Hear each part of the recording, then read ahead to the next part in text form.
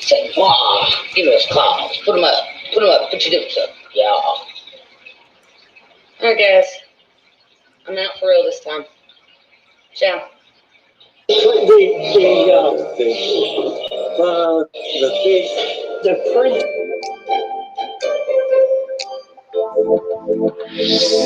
One place to go to if you have Vic, your fish may itch or even flash. So Father Fish is your one-stop capital with an inch of sand. Capital with an inch of sand. Raise the temperature with a helping hand and add some garlic on top of that sand. The it will go, your plants will grow, and all of your fish will have a happy home. Father Fish, so Father Fish, your one-stop wonder if you keep fish. Starring Sir Father Fish and all his followers on the Father Fish channel. Over to you, Sir Father Fish.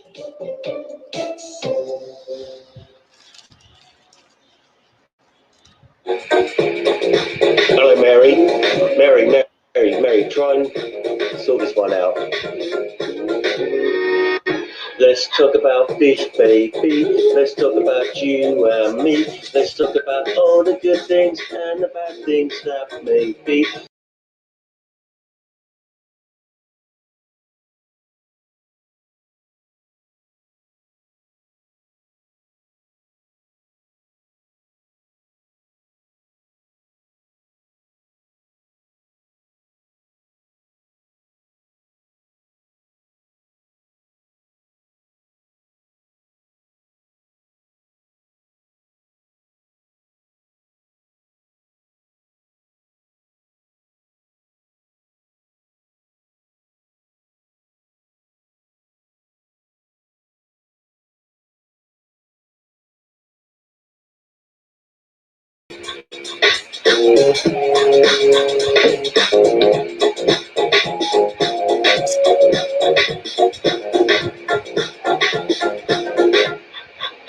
Let's talk about fish, baby. Let's talk about you and me. Let's talk about all the good things and the bad things that may be. Let's talk about fish. Let's talk about fish. Fish. Fish. Let's talk about you and me. Let's talk about all the good things and the bad things that may be. Let's talk about fish. Let's talk about fish. Fish. Yeah! I think that one will do. Well, good morning, all. We made it with a minute to spare. Amazing. Hello, hello. I see the governor is is anxious to get started this morning, so I thought I'd kick it off about 15 seconds early.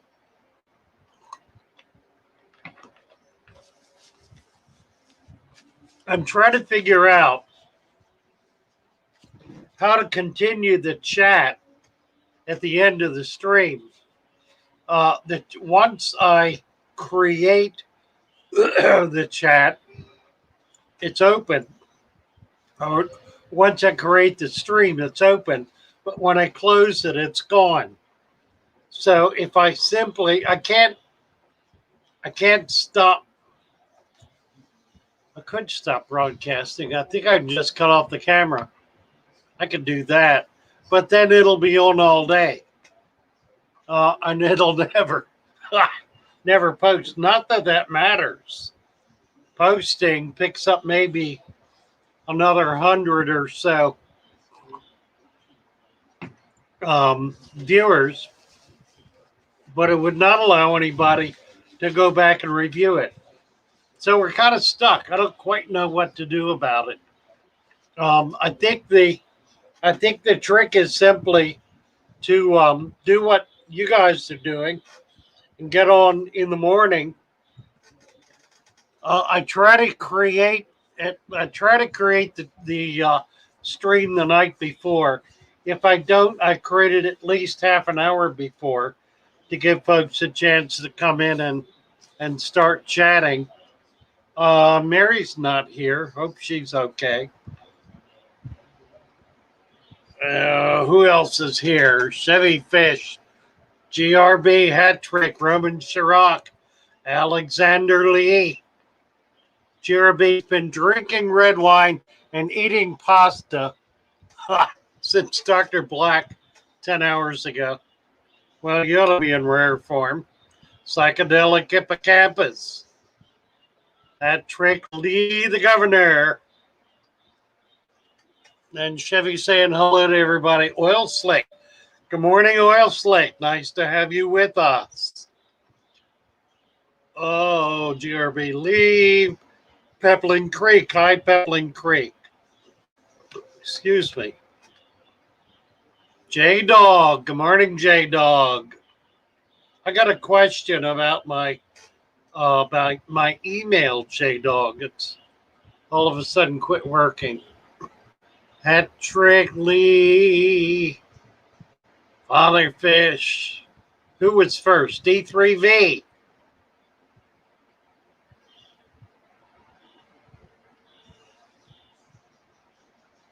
And Sam Dam.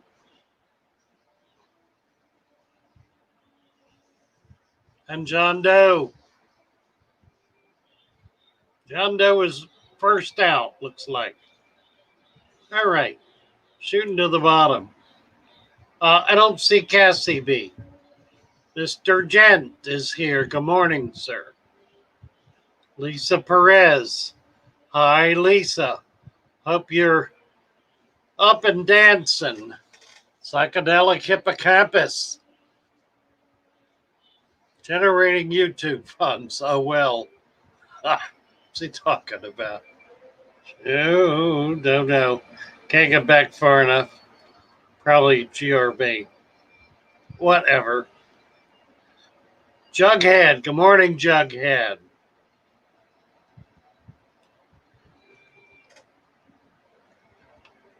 Could be getting buffering. I tend to have a very, very poor quality video and don't really know why. I've got the good camera on.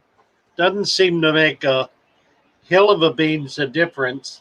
I could reboot my server, but if I do, it'll knock us offline for 5 minutes. I gave in last night about 3 more bikers, a fire eel, and the centipede knife fish. Misfit. Wow, you crazy, man. I don't know what a centipede knife fish is. Never heard of that one. Centipede knife fish. Can't even imagine. Send us a picture or something, Misfit. You got the denizens of the deep. So Roxanne and Cassie B, I'm looking for you girls. Haven't seen Cassie B in a little while, and I am concerned because I really miss having her up here. She's been such a vital part of what we're doing, and she hadn't been around for a bit, and I know she was not feeling well. So hopefully things are improving out on the East Coast. Misfit, super cool, and will do. Where shall I send it? You can link it right here if you like, if you got it posted. Otherwise, boy, my email's screwed up. Send it to, I need to talk to my J-Dog. We got a problem. I need to start using the new email, I guess, because the old one's not working and the Gmail is not appropriate. Call me. We need to talk. I need to find out what's going on. Anton Slabbert. Hello, Anton. Good to see you. Why do my jewels keep moving their eggs? I moved them every day for the last 3 days. Now that's interesting. Why are they moving their eggs? Well, they're cleaning them. That's odd. 3 days. They should have hatched by now. They should be moving their babies. I don't know about moving their eggs. Their babies, maybe. They would move them around just to kind of keep them safe and clean, I guess.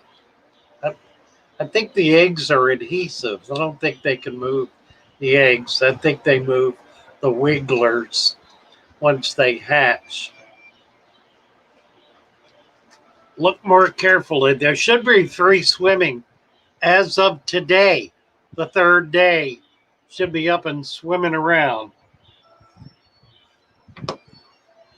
Anyway, they move the some fish, not all.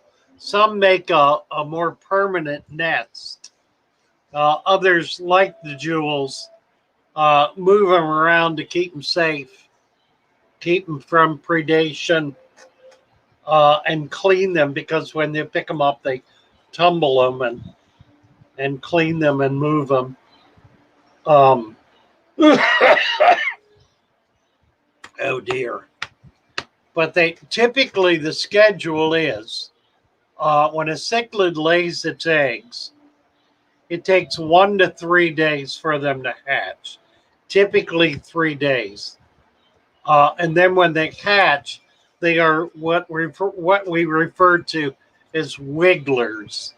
They can't swim yet, but they quiver. They lay there and they quiver. And there are 1,000 little buggers laying there quivering.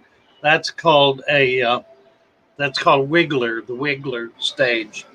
It takes 3 days then for them to develop out of that stage by absorbing the yolk sac enough to become free swimming. And they then will come up off the bottom an inch or 2 and just kind of hover there.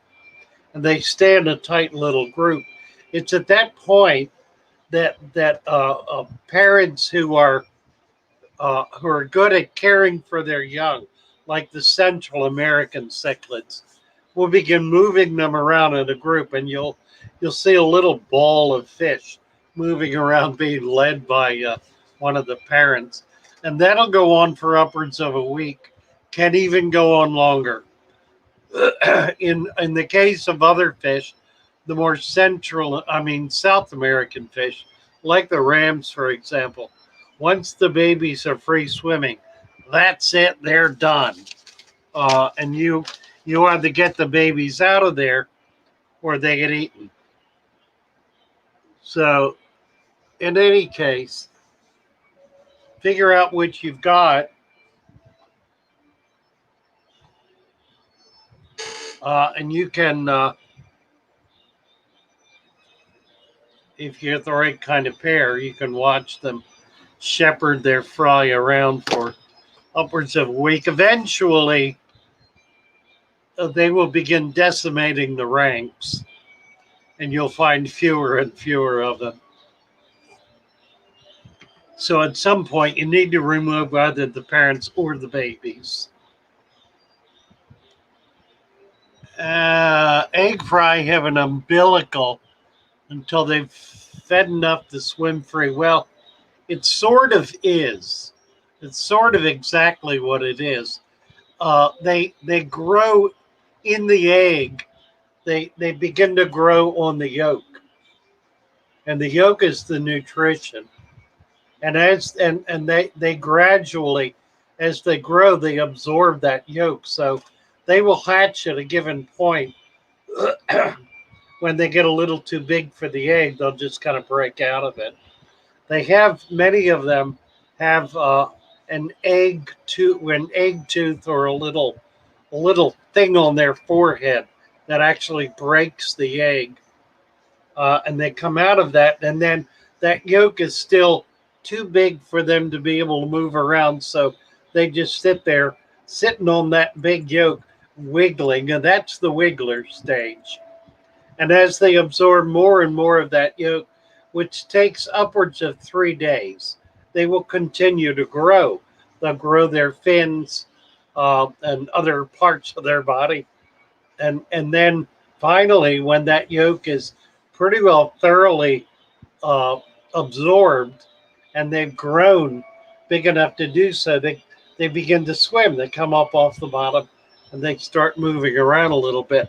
But they'll stay right together tight for a good while, for days, which is a really fun stage because you're able to watch them as a little pack of babies moving around. Bill Witt, hi Bill. Laurie Venker, good morning, Laurie. Oh, GRB, I don't know. Let me look at my YouTube channel. I'm on StreamYard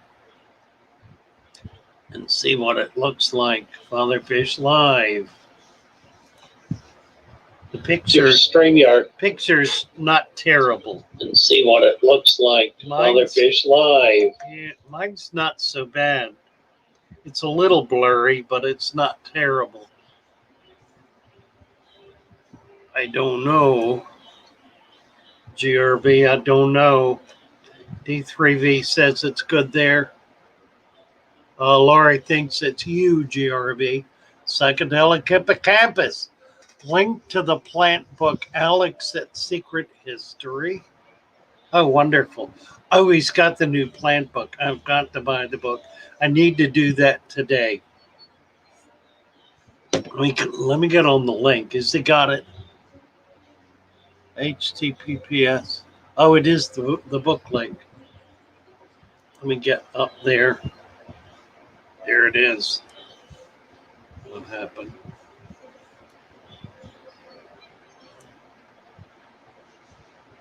Well,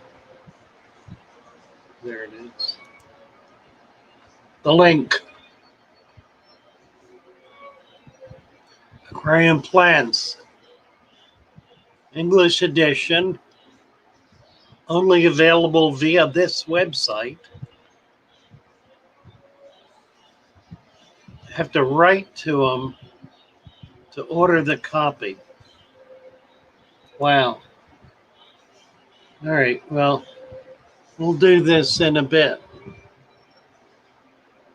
when I can focus on it. Nice. The lakes and rivers have Daphne, or is it just ponds and still water? Rohan, excellent. Lakes and ponds have Daphnia. The difficulty with Daphnia is that you're not going to find it in any quantity in a body of water that has fish in it because the fish eat them. There will be the stray Daphne, typically living in the litter, living in the bottom, that'll be able to escape predation. I was talking yesterday with someone about things living in ponds without fish. I can't remember what it was we were talking about, but it was the same issue. You can't, if you want to find certain things like Daphne, you have to look in ponds that have no fish or little rain pools even. Uh, it takes Daphne a little while to get going, so you're not going to find them in a brand new rain pool that's maybe a few days or just a week or so old. It's going to take longer than that. It'll take standing water that's been standing for weeks, a month or so, before they really come up and multiply and become plentiful enough to be able to harvest them. Henry Hall told me a story about a pond he used to go to collect Daphne, and he made a boat, a little sailboat that he attached.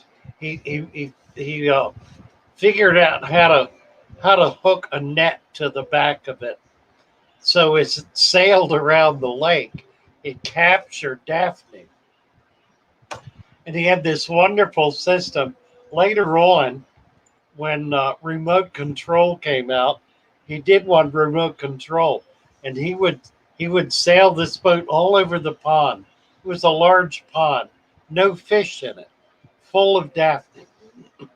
He would sail this all over the pond with a net attached to the back of it and catch huge amounts of Daphne and bring them back and, of course, feed them to his fish. Well, he had a friend, and wasn't much of a friend, kind of a frenemy, if you know what that is. A frenemy would come in and visit his fish, and was enormously jealous of Henry Hall's fish, and became enraged that Henry Hall would not tell him where the Daphne pond was. Well, he probably was wise enough, and I think he was, to know that this guy was not to be trusted. Well, one day, Henry Hall went out there and he noticed the Daphne population was down, which was a little unusual. And then, over a period of weeks after that, it completely disappeared, and he began noticing fish. A mutual friend of his, he and his frenemy, was talking with him months later and told him that this fellow was so angry with Henry for not giving him the location of the Daphne pond that he sneakily followed him, found the pond, and put fish in it to destroy the Daphne culture. with friends like that, who needs enemies?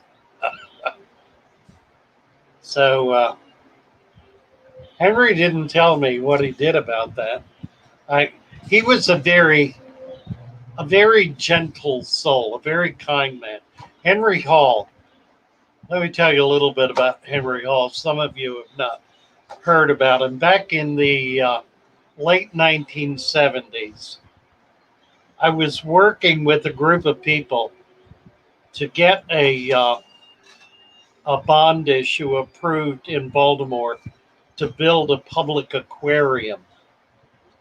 And I went out, a number of us did, went out every day, several times a day, visiting community centers, wherever there was a group of people in the city. We went there and we talked to people about what this aquarium was. And we finally talked to enough people that when the time came, when the election came around, the bond issue was approved and we began building the aquarium. Well, in the process of building the aquarium, we created a board of directors, and those of us who had been active in getting this bond issue approved were invited to join the board. I was invited to join and became the chairman of the Community Relations Committee. Well, that was fun for me because it put me in touch with other people who were interested in fish and in the aquarium in the community. I got a call at one point from a friend of mine, Richard Hahn. Rick, also known as Cap, owns the Catoctin Mountain Zoological Park in Thurmont, Maryland, up at Camp David in Maryland, where the president's retreat is in the Catoctin Mountains. He called me up and said he had been contacted by some people with the Stationary Engineering Society in Baltimore about a collection of tropical fish with tanks that they wanted to donate to the zoo. And Rick said, I'm really not in a position to handle it, but I thought you might be interested. Well, I certainly was. I contacted the Stationary Engineer Society, which is a magnificent old organization of stationary engineers. Now, a stationary engineer is a person who runs the power plant of a large facility like a hospital or some other very large facility.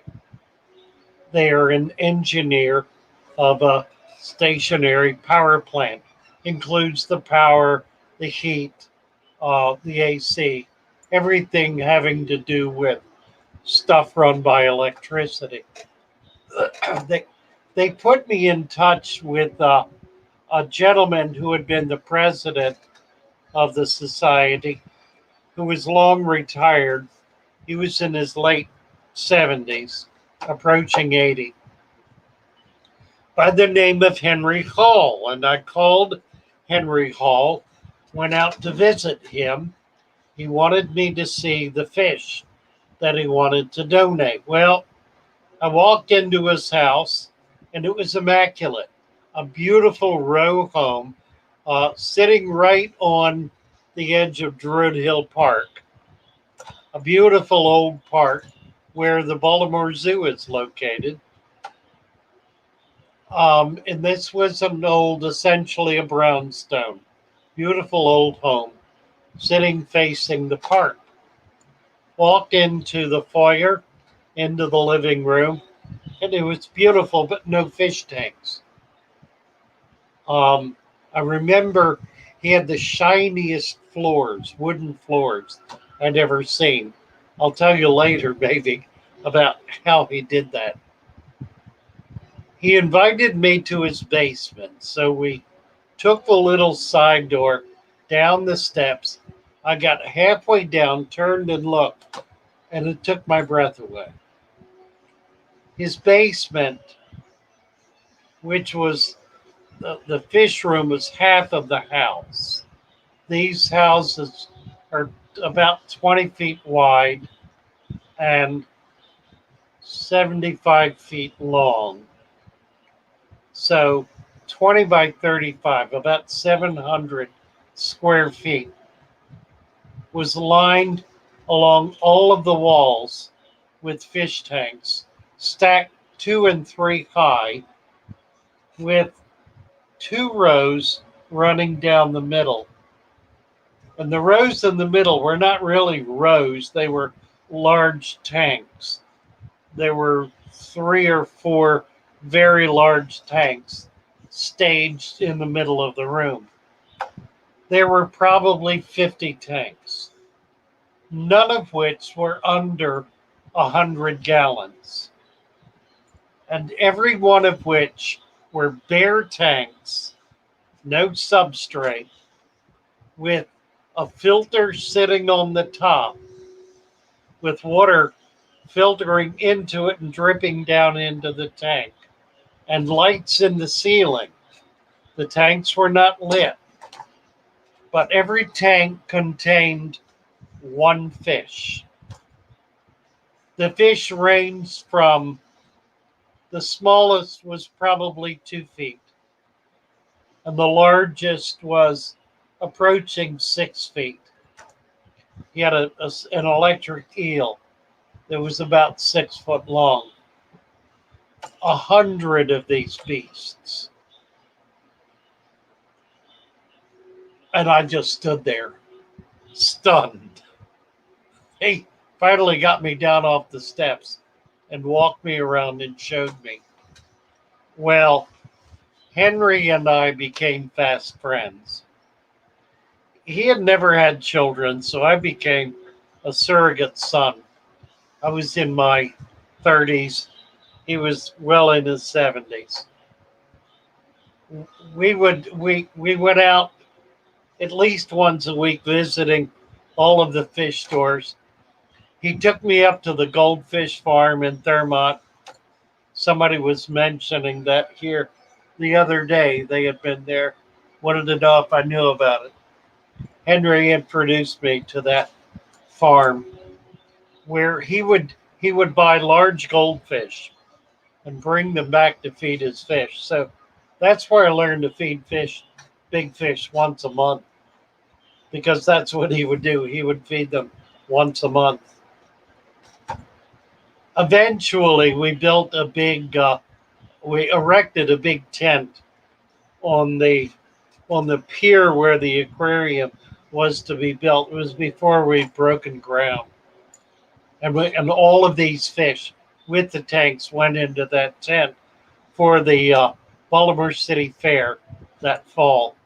They then moved from there into the Science Museum, which built a beautiful display, still has one today, dedicated to Henry Hall. And then some of those fish went into the National Aquarium once it was open, a school of piranhas specifically. The electric eel was sent out to Shed Aquarium in Chicago, where I met another wonderful old man who became fast friends when I moved to Florida. John Coleman by name. John was the curator at Shed Aquarium when I was traveling around visiting all of the aquariums in this country prior to the Baltimore Aquarium opening. So just fabulous people. Great. Sorry about the long story. Let's see. Let me get back a little bit. Pick up where I left off. Laurie Vinker says today is my son's 24th birthday.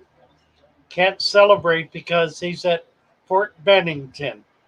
Well, happy birthday to your boy, Laurie. Let's see. I've missed a whole lot here, haven't I? My word. Goes back forever. I don't think I want to get all the way back here. This goes on forever. Well, I guess that was a long story, and I've missed a huge amount of text. Ah, it just goes back forever. Okay, I got back to Rohan's lakes and rivers with Daphne. I guess that's what got all this started. Psychedelic.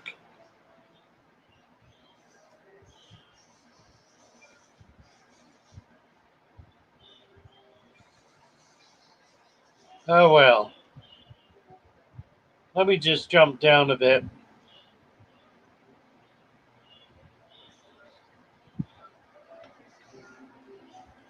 Lisa has so many guppy babies, she doesn't know what to do with them. Well, I know it can be a problem, can it? Grow out the best ones. You need an Oscar. You need an Oscar in his own tank or some other predatory fish that you can feed all your excess to. That's the way that's the way the breeders typically deal with that issue. Unless you have a source.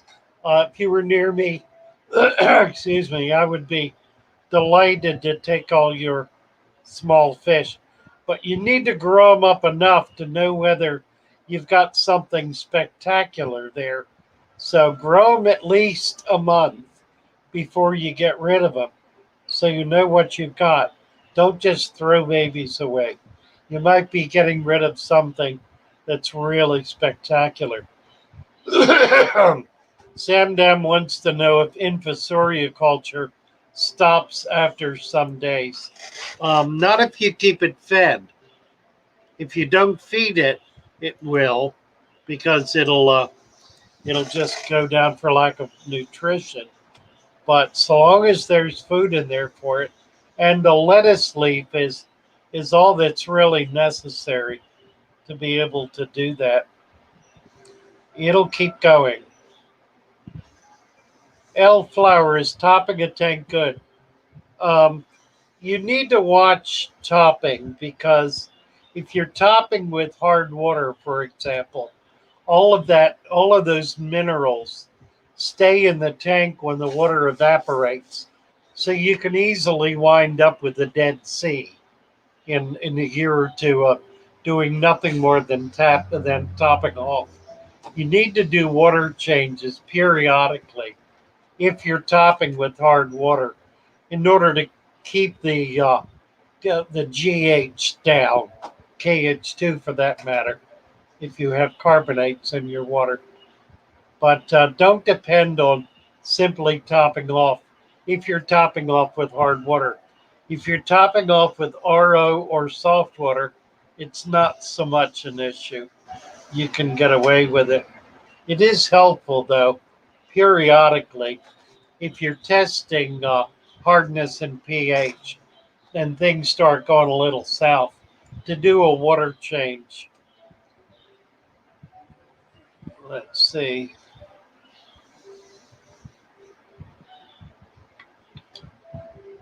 Science Gal Aquatics. Hello, hello.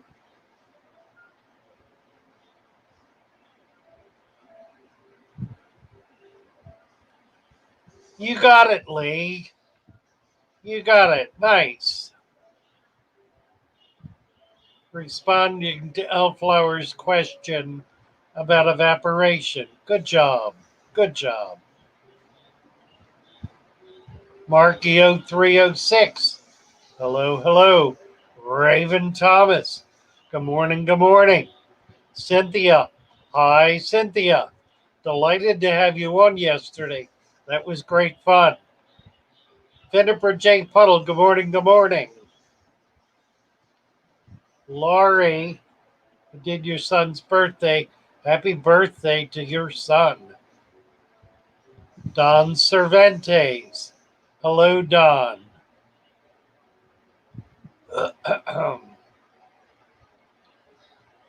And Lee says, Kamastaka, Cynthia. Sucks by day.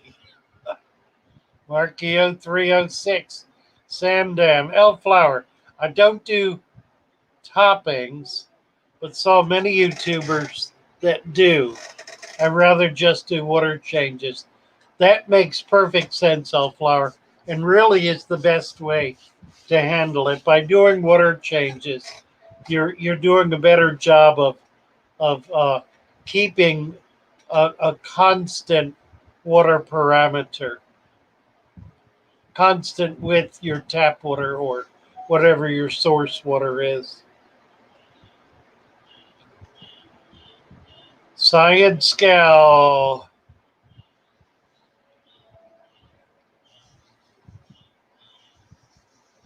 GRB has given up. We're sorry. Hope things straighten out for you. Chevy saying hello to everybody. I'm getting some, by the way, I'm getting some cups, mugs in the mail today. So if you would like your very own Father Fish mug with Tom the Cat, simply send $25 to PayPal, fatherfish@fatherfish.net, and I will be delighted to send you a mug. I pay shipping. So it's about a break-even proposition. You'll be able to join us in the morning with your Father Fish mug. We are working on T-shirts. Mary is not here yet today. I expect her. She has some news about that. We're getting some artwork coming in, so hopefully soon.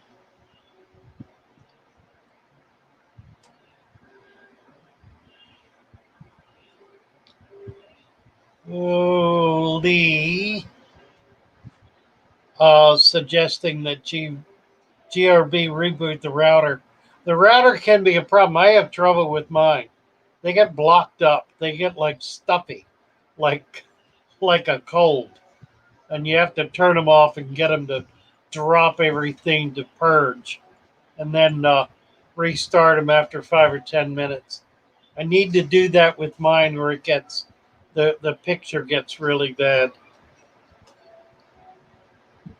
Billy Dog, hello, Billy Dog.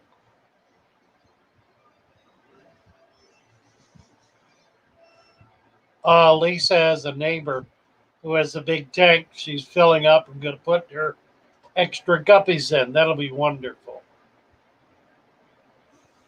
Oh, like maybe even a goldfish. Goldfish will eat the baby guppies. Lori Fittiper, I'm waiting. Oops, lost it. Where'd it go?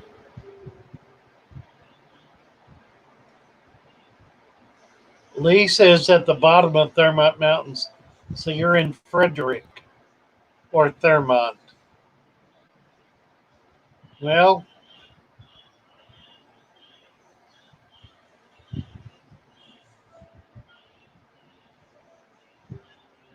I have lost track of where I was. It jumped 50 comments down. I can't get back to where it was. Honest to go back. It's going to go back and say hello to everybody. We'll probably throw off the chat. Oh, there's Mary Page. There she is. Good to see you. Yeah, it's a big chat, and I've lost. Here we go. Well, I'll start with this one. It's not the one I was looking for. Fittiper, I bought a 55. Seller made me take his guppies. Guess I'm going to try to make my own out of the mishmash.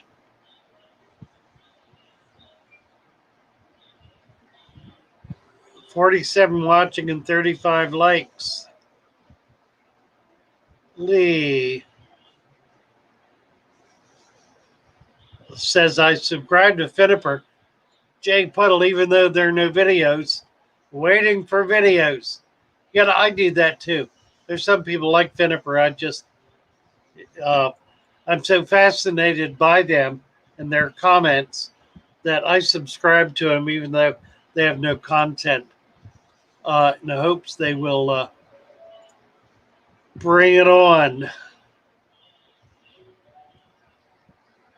Let's see. Tampa Tom Fishing. Hello, Tampa Tom. Fish and Tactics. Fish and Tactics. I feed my extra Endler fry to my blue batis. Oh, that's a good fix. Feed it to smaller fish like that. That's a good, I like that. I posted the StreamYard link. Nobody coming up yet. Ooh, Chevy Fish says, I'll just get more. Elisa Perez, I'll just get more tanks, she says. Rohan, I'm only in an outdoor tub has swim bladder. Maybe ate too much algae. Not likely. Could, if it's swim bladder, it's an internal infection or a damaged bladder. Not much you can do about it. That's a really tough one to cure.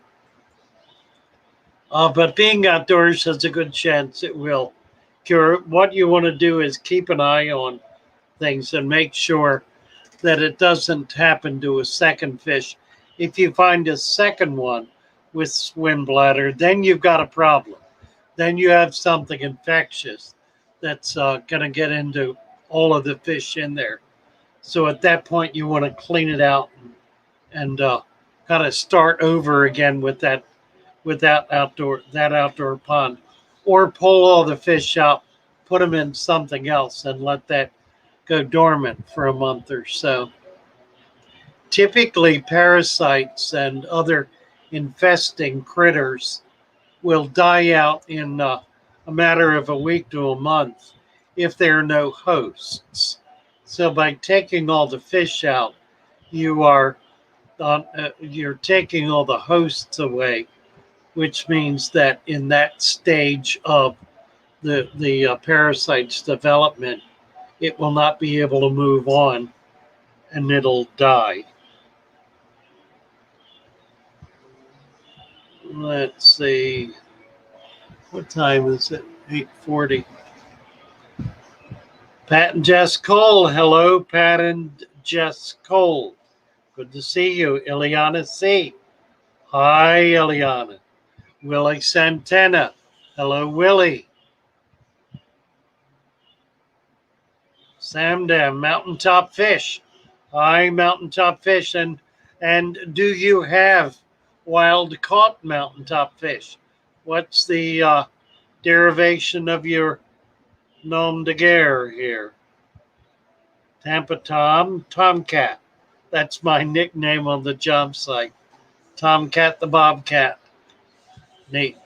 Tomcat's been with me 14 years. He's getting quite feeble.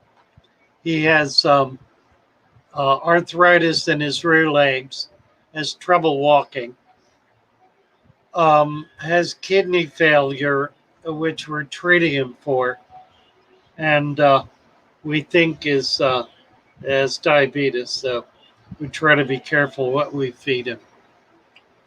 But he's doing all right. He's not in any pain, at least. Ziphophorus says it's 5:40 there. I am going to have to take a break, guys. I'm sorry. I'm down to the bottom. Let me do this. You all can carry on. I'm going to play a couple of tunes here, if I can get to where I need to be. Let's see. Let's go over to Father Fish and come down to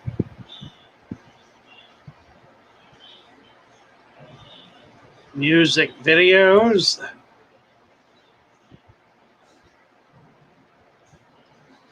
And I want to get down to here.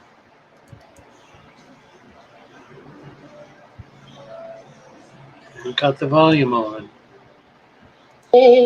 to Father Fish. He comes on in the morning every day. Add some soil, cap it with sand, then add plants. He will help you do it the right way. Add some fish, then walk away. Feed them high quality food. Live food is best. Keep it dirted, keep it all natural.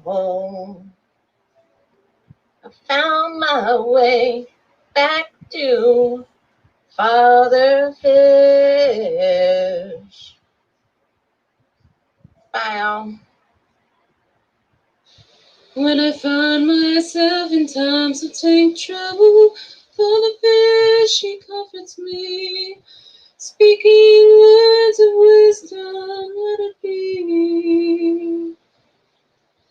And in my time of darkness, he is streaming right in front of me.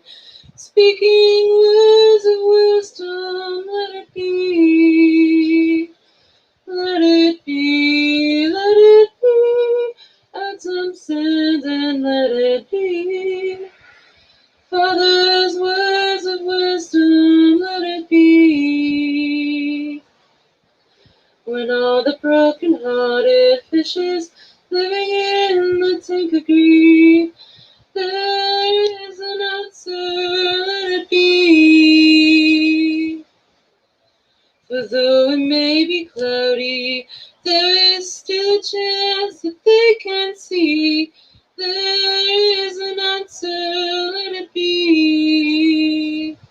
Let it be, let it be. Add some sand and let it be.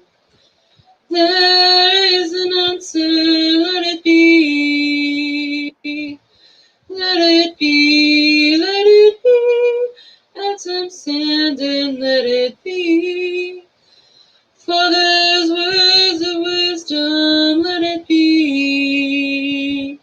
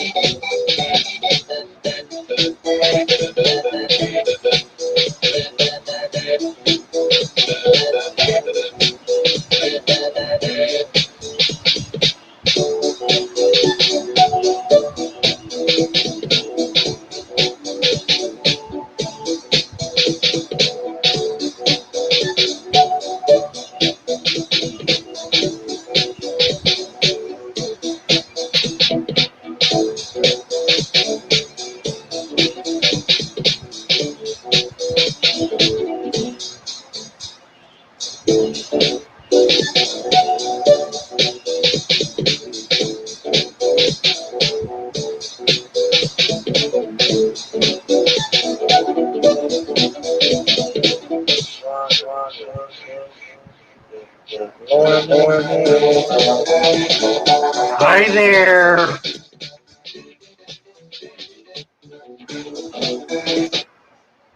Well, I'm back. Million and Sons. Hello, hello. Mountaintop. Bluegill warmouth, which he calls the Tennessee cichlid. Yeah, we've got warmouth here as well in Florida. Rough little fish. Oh, Cynthia is having an issue with water change.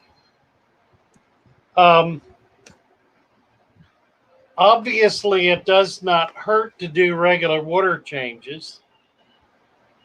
My philosophy, partly because I have hundreds of tanks, is to not do routine water changes unless it's called for. And by being called for, that means there's some reason to do it.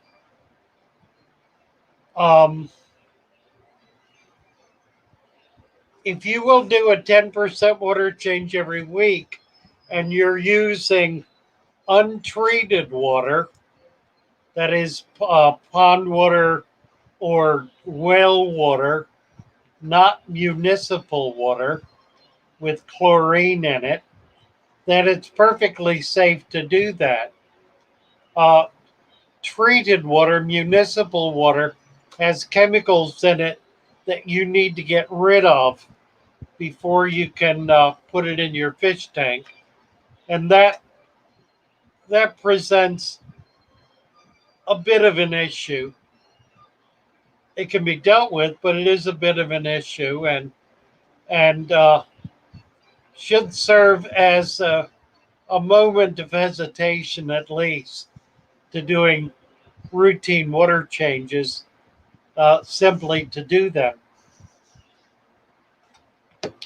I know people who raise bettas who do water changes, discus, who do water changes every day and feel the need to. Well, it does really maintain the quality of the water. If you've got a good water source and you're doing it in a way that is not bringing other problems with it, then it's certainly a positive thing to do. You just want to be careful about it. Yeah, Cynthia's talking about 10% water change every day for 2 months. I recommended that as recently as a few years ago, particularly with new tanks. It controls ammonia, but then I discovered with the deep sand bed and the cap that controls ammonia pretty well because it generates a very quick and a very strong culture of nitrifying bacteria, which, of course, is what controls ammonia ultimately. So setting up a balanced aquarium precludes the necessity.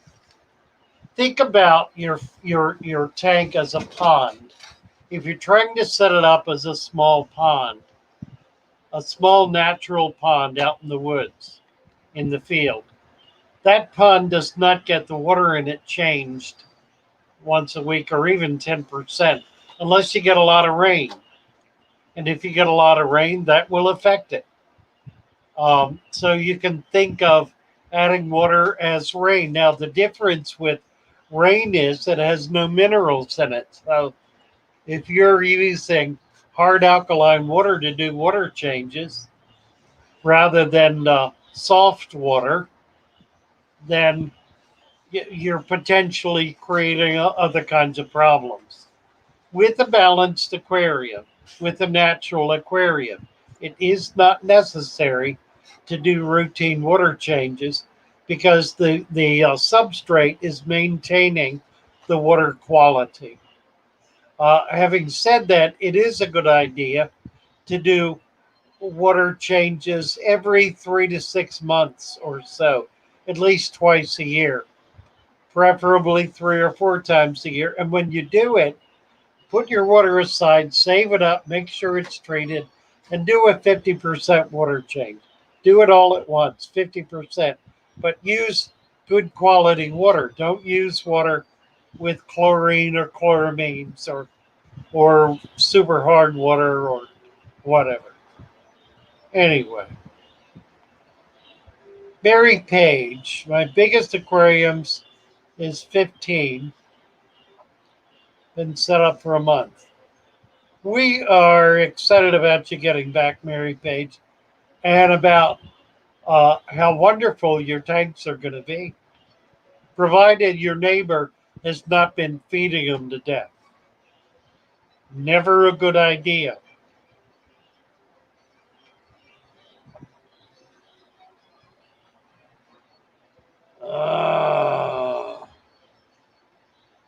All right. Al Wet Socks. Hello, Al. Nice to see you. Pat and Jess. Got lucky. I have a hardwater well. Perfect. Perfect. I love it. The best water you can have.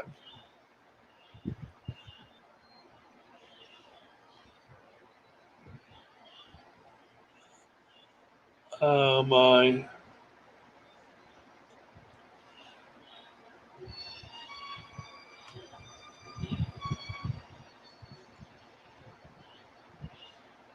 Chevy Fish is commiserating with GRB about streaming. John Doe, usually let water sit for a couple of days before I use it. If your water contains um, ammonia and chlorine combined to create chloramines.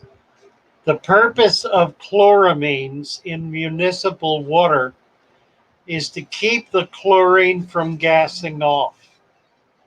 Chlorine occurs in its natural state as a gas. When you put it in water, it gasses off. That's why you can smell chlorine like in a swimming pool, because the chlorine is coming out of the water. It's gassing off. When you add ammonia to that, it bonds with the chlorine to create a molecule called a chloramine molecule. That's a liquid molecule, and it stays in the water. It does not dissipate. It does not go out. It just stays there.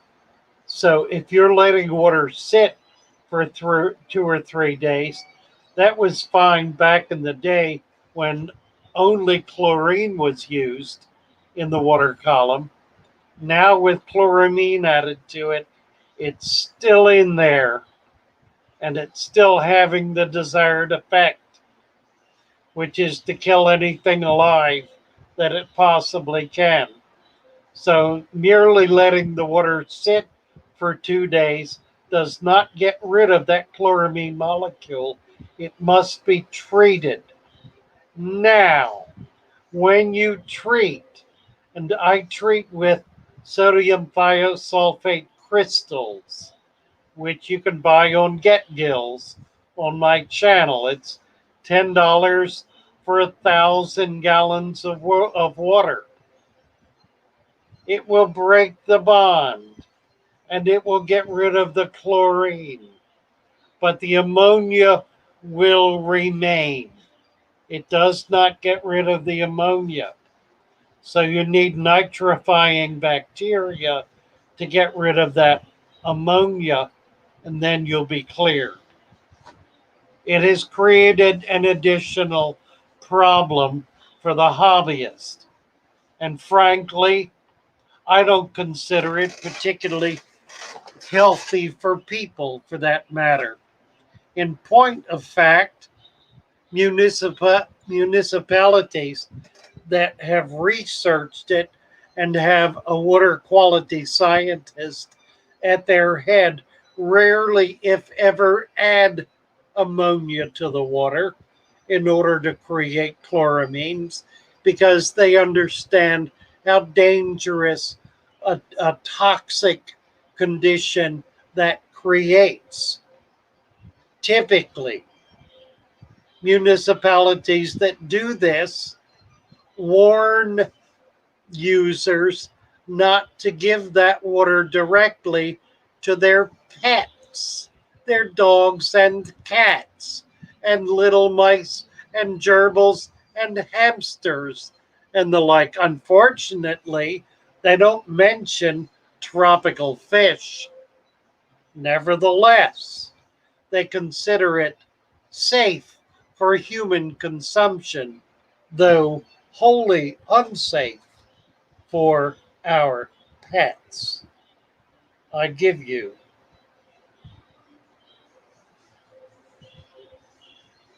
the toxification of the American public by unresponsive and unintelligent municipalities. Moving right along. Didn't mean to get political there. Let's see. Got to get to the bottom. Fluoride overstock poisoning to get a few people. Abolished farms. Talking about fluoride. There's another one. Amen. Amen.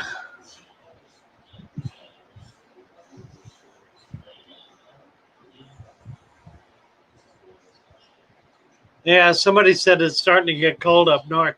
It got down into the 60s here in Florida last night. We're starting to get it.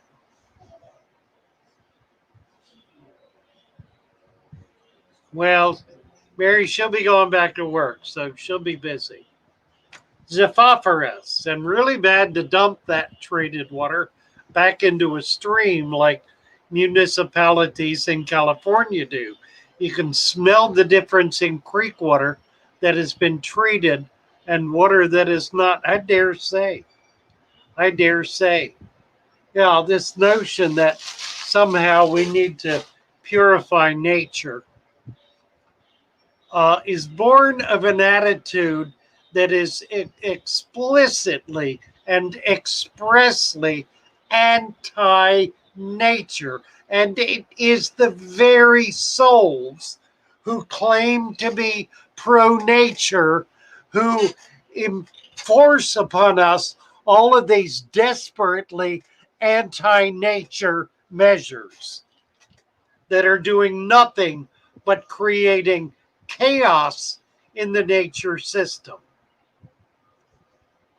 Talk about waking up.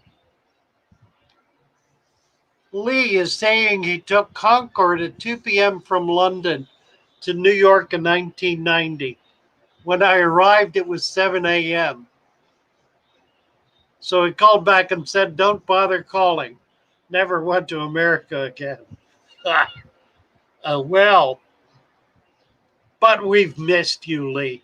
Desperately missed you. Mary Page, can't wait to move here and have this well water from my tanks. You bet. Lisa, high 70s today in Maryland. Chevy Fish, 39 several nights ago in Ohio, Illinois. Chevy's in Illinois. Roger S. is here. Hello, Roger S. Laurie Vinker. 63 in Delaware. Lisa, this weather is nuts. Couldn't agree more. Oh, it's back up a bit. Let's see if anybody wants to come up and chat with me a bit. Be delighted to have anyone at all come up and chat. I'm kind of running out of gas here a little bit. Here's Betsy. Hi, Betsy. How are you? Good. How are you? Good. Well, we got it changed. Yeah. I think the the side neck has improved. It seems to be He is. He's better. little better. Yeah. Yeah, you're exactly right. No, that's good. Did we sell the sulcata? Yes, we did. Good. And there was only one, right? Yeah, Okay. just one. Yep. Okay. So I'll put the big dish in here. So I'm gonna get another one next week. Yeah, the fellow who bought it wants another one. Good. That'll keep him company. Talking about turtles sulcata tortoises that get so big and live forever. and live forever, right? So big. Oh, Lisa needs heat. I found ick on my rice fish yesterday in my black water tank. You wouldn't think it would happen. And that was after I put all of those new green neons in there. So I put a heater in. Need to check it and make sure it's kicked up some. I'm determining I don't like rice fish. They are so susceptible to ick. I mean, if the temperature drops from 82 to 81, they get ick. My God, it's ridiculous. Rohan says some curries are easier to breathe than others. Absolutely true. GRB likes sodium thiosulfate. Works perfectly. It is the active ingredient in all of the anti-chlorine compounds. There are a couple of other things you can use. Vitamin C powder. Vitamin C powder also will precipitate chlorine. Good morning, Alex. Secret History is here. Nice to see you. Who said ick is tasty? Gulliman figures. Licky, licky, tasty, yummy. It's like putting salt on your fish, isn't it, Gulliman? Paul C. Oh, that's interesting. Watched a video that showed sand tanks have more stable pH compared to gravel tanks. Who in the world let that cat out of the bag, Paul? Who said that? It wasn't one of mine, was it? Rohan, I guess talking about feeding babies using soft bite. Yeah, first bites with Corey's. Yeah, that works. It is easy to overfeed. You want to be careful about overfeeding baby fish. I have a bit of a mess back there with my bettas where I've been just feeding decapsulated brine shrimp eggs, and it's created a mulm, a mucky mulm on the bottom. Father Fish watched a video that showed sand tanks opalsate. So it was one of them. Oh, okay. Right. Who did that? Try to give us the source for that, Paul. Breed 'em and eat 'em, he says. Gulliman, breed 'em and eat 'em, Millions and Sons. Any experience with potassium permanganate? I have a pound of it, powder, sitting on the shelf.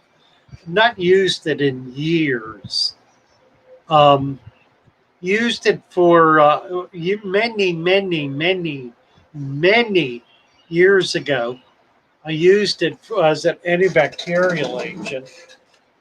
It does become toxic at super strength, and it's really easy for it to become super strength. It's in the powder form. It's a very powerful agent. In the liquid form, it's of course diluted down substantially, so it's not quite so bad. It has very little popularity in the hobby. It's an old treatment that was used, golly, back in the 60s. It was in the 50s even. I remember using it when I was a teenager back in the 1950s. It was a very early medication used to treat ick and bacteria. And it is effective. Again, it's one that I think because of its extreme toxicity, you don't want to get it on your fingers. It'll etch right into your skin, and it is a carcinogenic.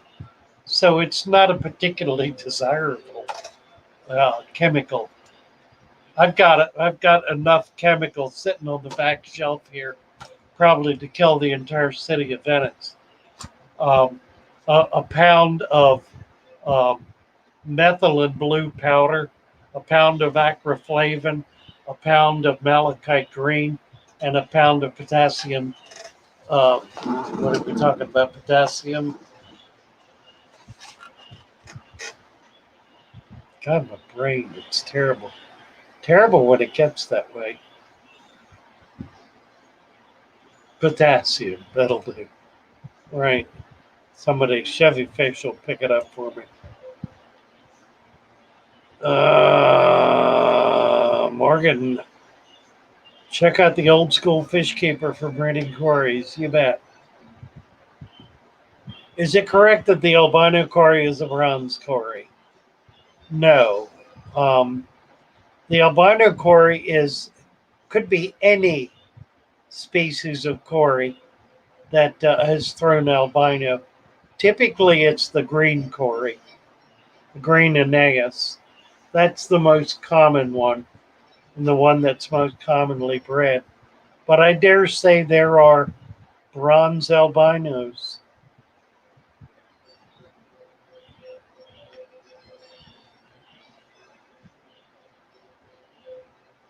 J-Dog added your YouTube to the front page of the website. Excellent. My email is not working at fatherfish.net. I don't know why. It's saying it can't get through to fish at fatherfish.net, which is on whatever the monkey thing is. We'll talk about that later. Secret history.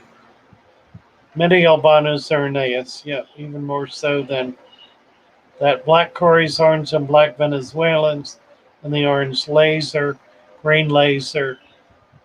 Yeah, any of them can throw an albino. Fatherfish at fatherfish.net is not working right now. I don't know why. I'm trying to get it to work. It's fine on PayPal because that's simply a descriptor, but my fish um, fatherfish at fatherfish.net, the email, the latest one I got was Sunday, and it crapped out. After that, it stopped working. It's failing to connect to mail.fatherfish.net. So I don't know what the problem is, Jeremy. Maybe you could look at that. HostGator has is where I have it hosted. Have those emails hosted, but there's another complication in there that may well be the problem. Beetroot and banana. Rohan, can I use beetroot for iron and banana for phosphorus? Well, that's interesting. Yeah, of course you can. They're organic. Um, they will break down in your deep substrate in your soil, and they will make those minerals more readily available.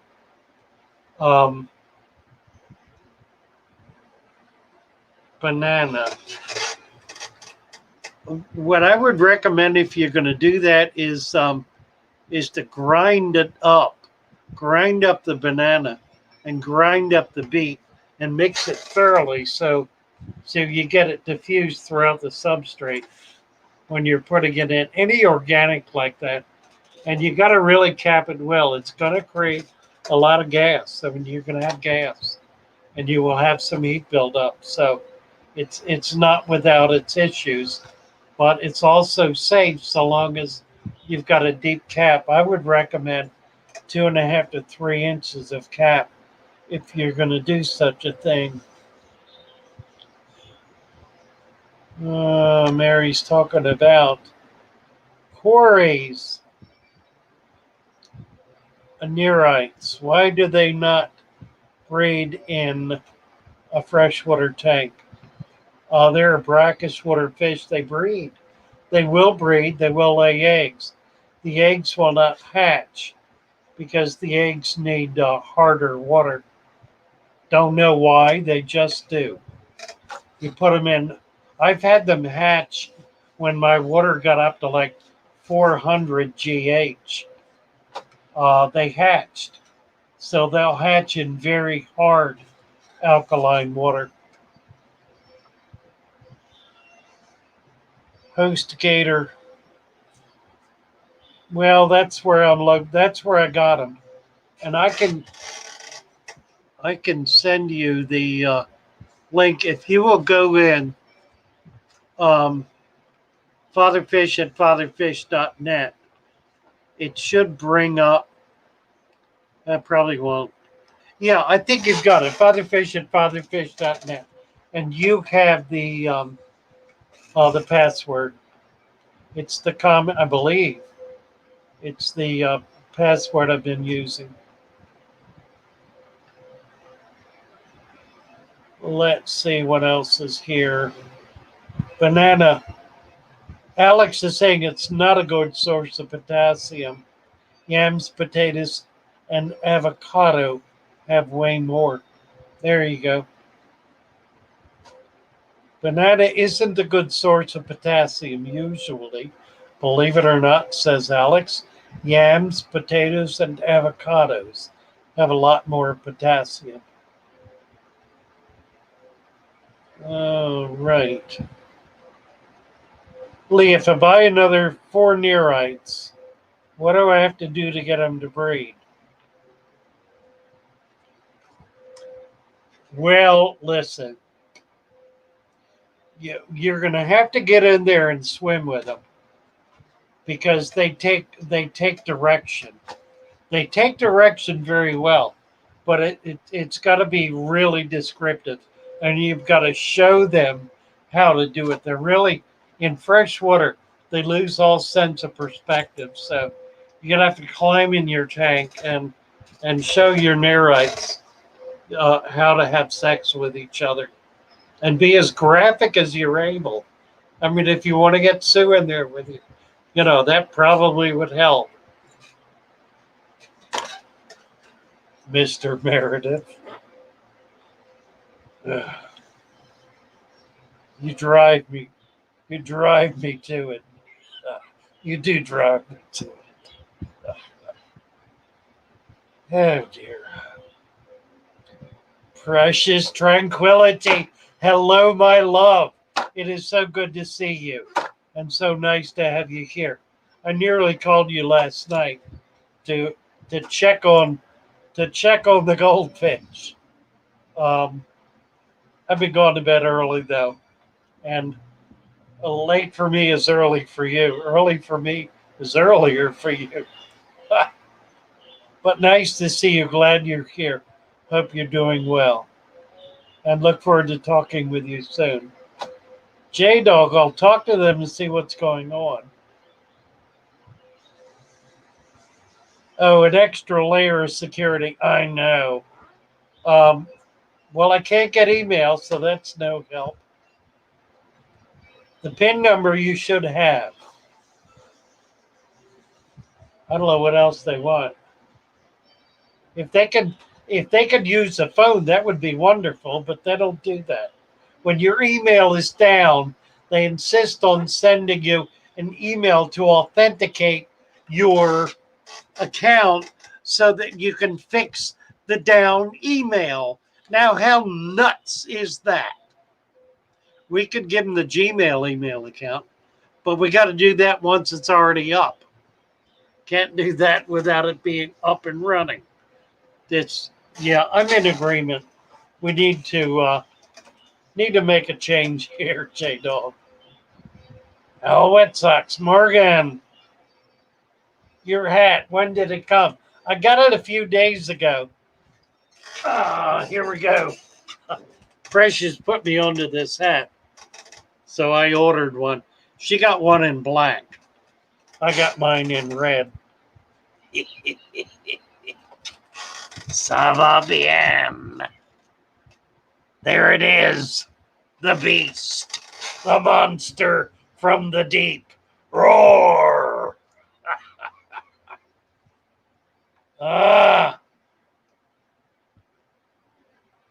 PayPal told me the account wasn't set up. Fatherfish at fatherfish.net. Friend up there. Fatherfish at fatherfish.net. It's there. Oh, Alex, did you see my baby orange Venezuelan high fins last month? Talking to Mary. Sounds wonderful.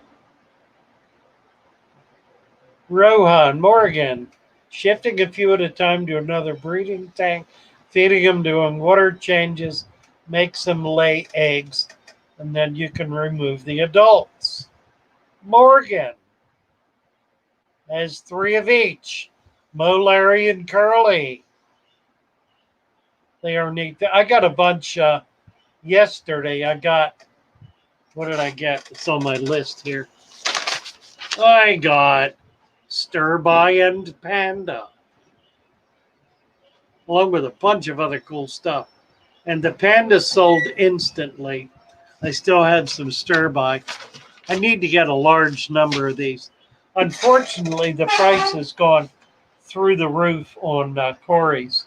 I used to be able to get them at wholesale for under $1. Now they're well over $2 at wholesale. So, that's why the price has gone up on them. Let's see. Dooby-doo.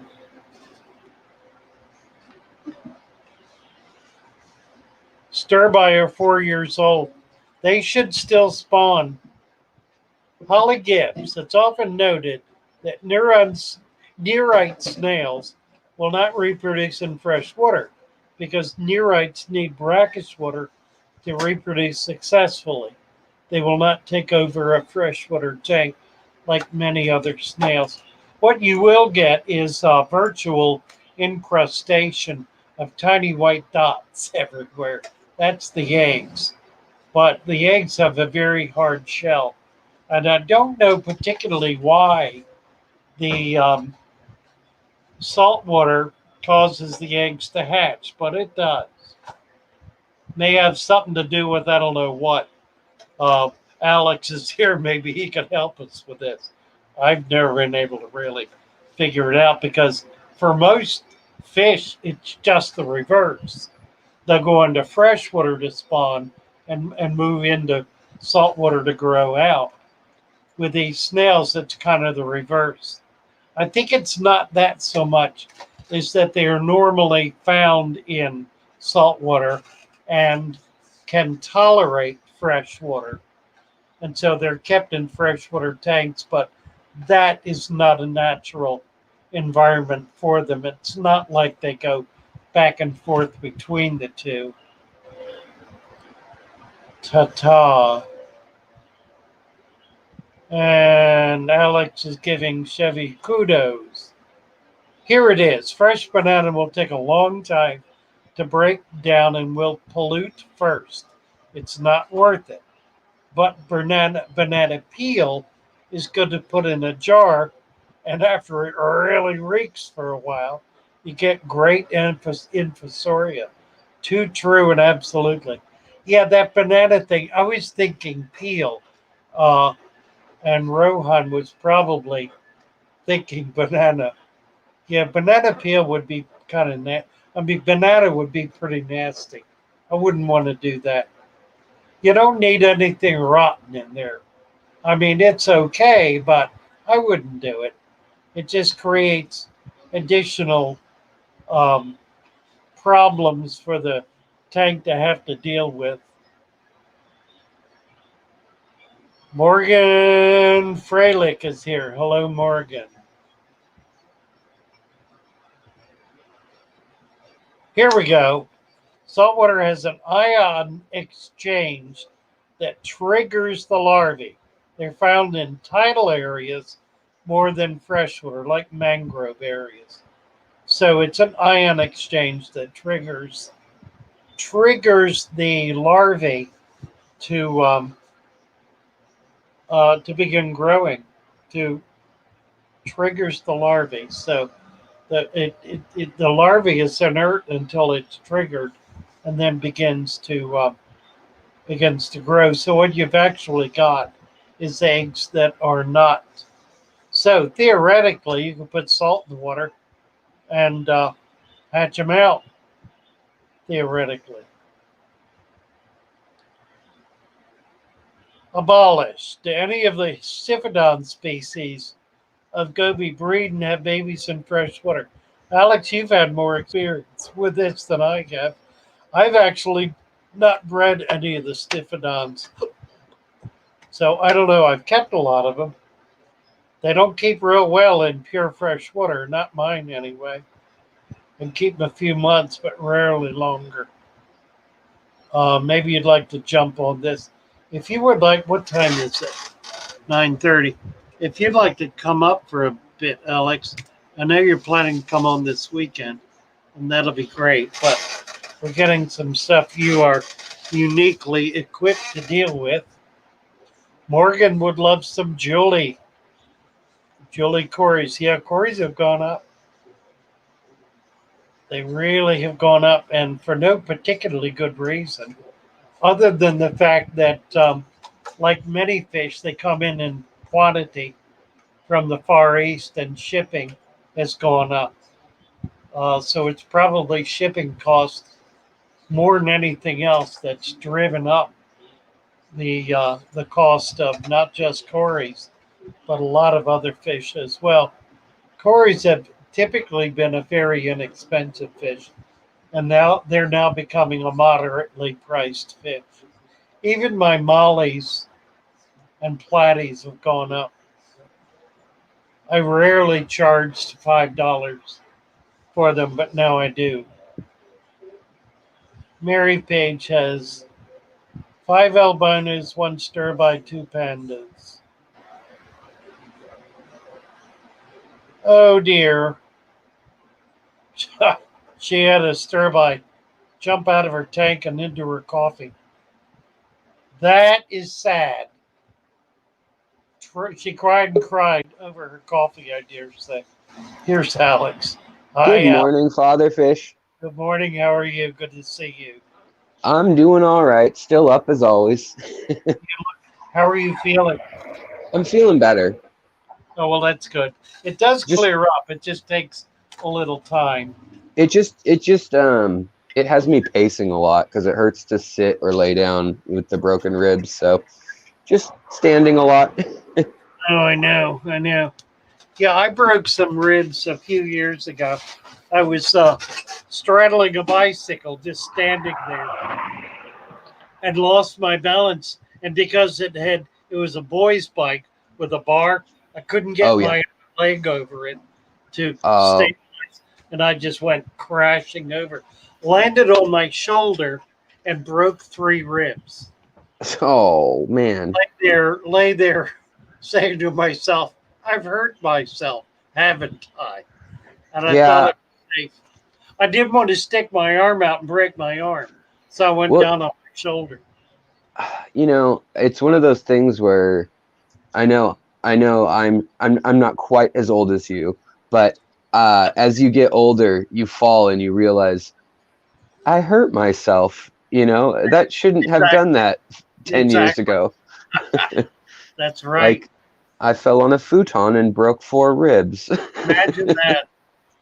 But yeah, go ahead.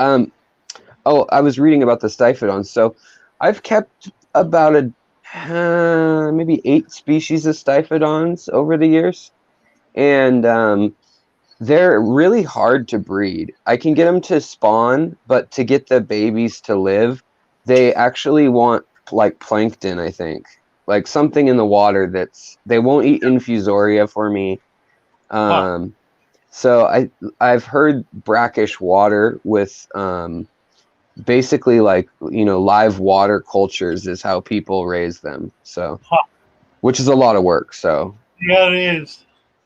I Yeah, haven't done it yet.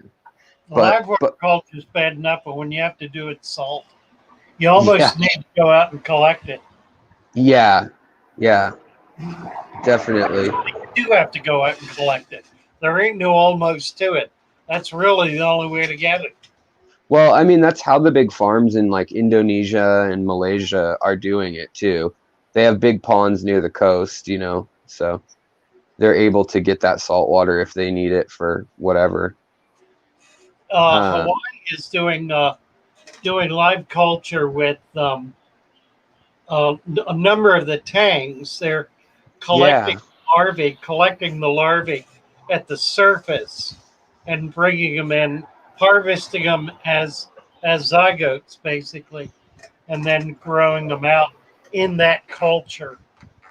yeah, that's exactly what that Florida what's it called, the horticultural lab.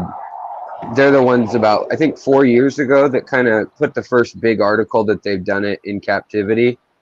Uh, they're the ones who are also doing that with the firefish now too. Yeah, I would. That's very close to me. It's about an hour's drive, and I've been there not recently, but really want to get one of those guys on a live stream one morning. That would be Yeah, great fun to talk with them. their PR guy is pretty knowledgeable now. The guy who's in charge of all that right now. I mean, he's an actual ichthyologist, which helps. Right. Yeah, I'll have to give them a call.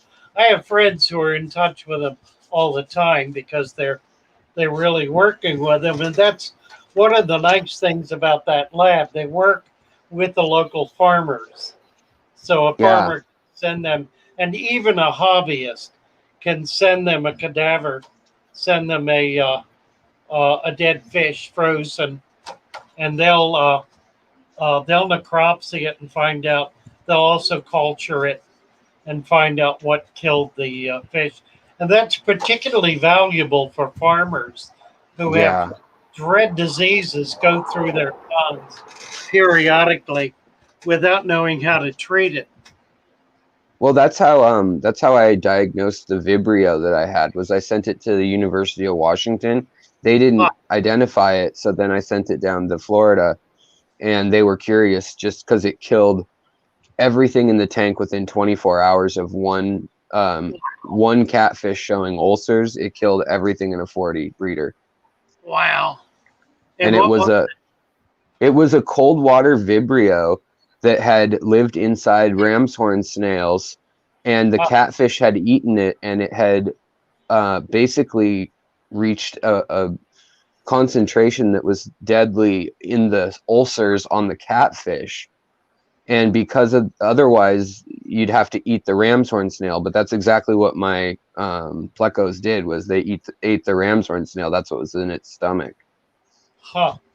So how did So it kill the other fish? it from the ulcers on that pleco. So the one pleco got sick the day before, and the next day everything was dead Oh my word. with the same ulcers. Wow. Yeah, it was scary. I mean, they told Bacterial? me I'm sorry, what was that? Did it become bacterial?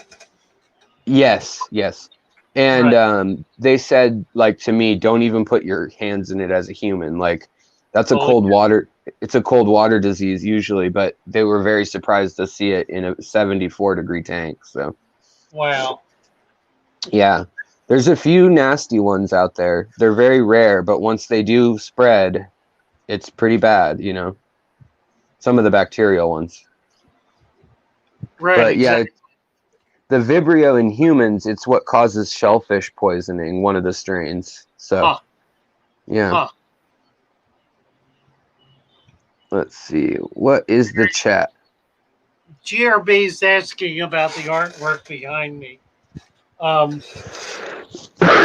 See, this one is a plate from an 1800s book on fish, and I got it in this form.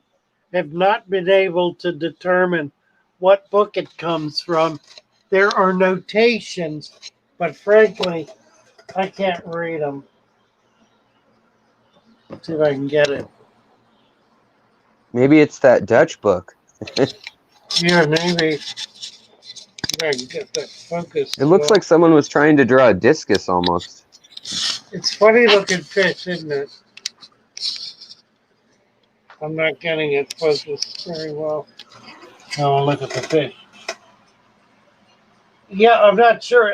I think it's Saltwater. saltwater. Yeah, that's maybe a look down, and the other one, I don't know, like an angel, saltwater angel. I don't know Yeah. any fish that looks exactly like that. So, and of course, these are pictures taken from someone's notion of what a dead fish looks like alive. Right. But anyway, that's what that is. And the one above it is just a little sandpiper piece of art that somebody drew or painted. It looks like it's done in pencil. And in back of me is Tom. Oh, And Tom lives with me at home. He used to live here at the shop. Sorry about the glare. But he developed arthritis, hard time walking, and some other diseases. So he's now at home. uh-oh. It's just me. I guess I'm the one here. Well, she'll be back in a second, I'm sure. I had a big orange cat named Spike that weighed 34 pounds. He only lived to about 14, which, I mean, cats can live longer, but I love orange cats. They're pretty great. Let's see what you guys are doing in the chat.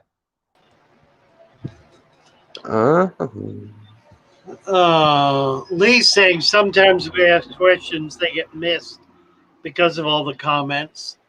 Sometimes people go live and we listen to them. Yeah. Well, you know what? Yeah. Boy, that's. What was the question?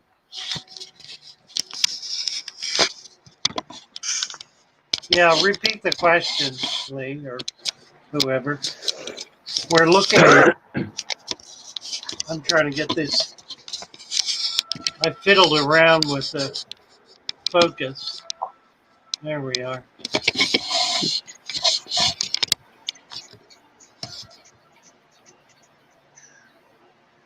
The Alex Show, Precious Tranquility. Alex does a great stream. Mary Page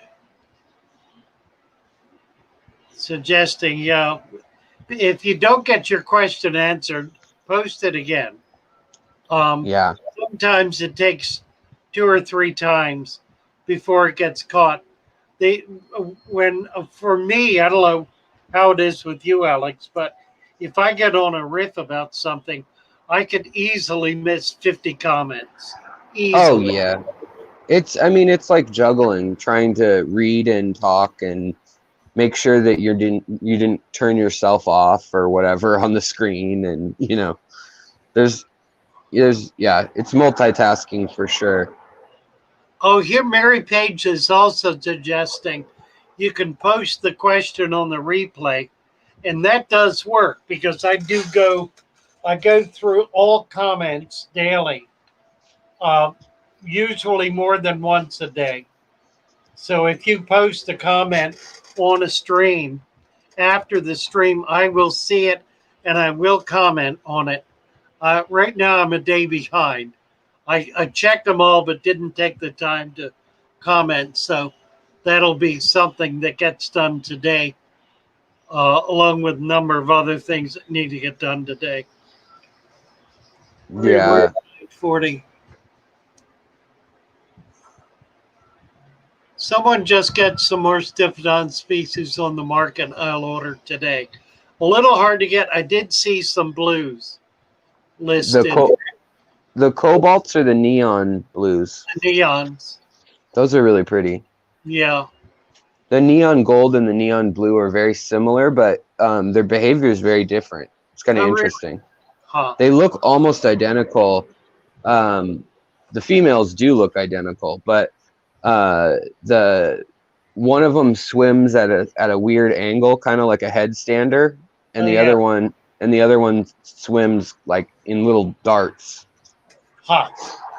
I'm fascinated by them because they've populated the Pacific Islands all the way, not quite to Hawaii, but they're on, I think, like 30 or 40 different islands, Wow. and they haven't even taxonomically like classified them all. And so Indonesia and the Philippines likely have a bunch of species that haven't been cataloged also.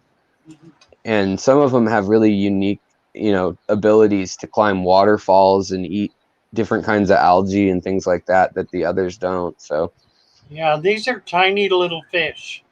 yeah.